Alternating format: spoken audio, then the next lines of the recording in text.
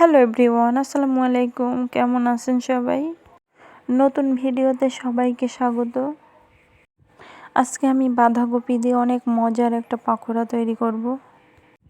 এই বাঁধাকপির পাকোড়াটা এত মজা যে বাঁধাকপি না খায় সেও এর প্রেমে পড়ে যাবে। আপনারা বিশ্বাস করবেন কিনা হয়তো জানি না, কিন্তু আমার সবচেয়ে অপছন্দের সবজি হলো এই বাঁধাকপি। এই রেসিপিটা ট্রাই করার পর থেকে আমার তো সবচেয়ে পছন্দের তালিকায় এখন এই সবজিটা আছে।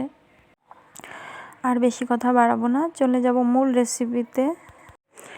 আমি একটা ছোট সাইজের বাঁধাকপি কেটে কুচি করে নিয়েছি, আর মাঝারি সাইজের একটা আলু কেটে কুচি করে নিয়েছি, আর পেঁয়াজ কুচি নিয়েছি, কাঁচামরিচ কুচি নিয়েছি।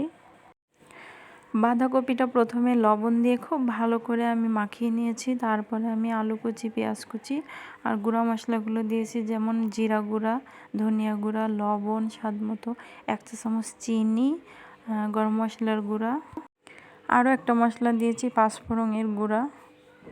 এবার আমি সবগুলো উপকরণ খুব ভালো করে মিশিয়ে নেব। ও হ্যাঁ, আরেকটা জিনিস দিয়েছি, খাবার সোডা দিয়েছি সামান্য পরিমাণে। আপনারা যদি চান তো আপনাদের টেস্ট অনুযায়ী আপনারা যে কোনো মশলা আপনারা নাও দিতে পারেন। এই পাকোড়াটা পোলাও, বিরিয়ানি, সাদা ভাত এসব দারুণ লাগে। আমি আসলে সরিষার তেল দিয়ে ভাজতেছি, তো তাই জন্য এরকম একটু ফেনা ফেনা হয়ে গেছে। সেমভাবে আমি বাকি পেঁয়াজগুলো ভেজে নিয়েছি। বিশ্বাস করেন, এই পাকোড়াটা যে এত টেস্টি হয় আমি আগে জানতামই না।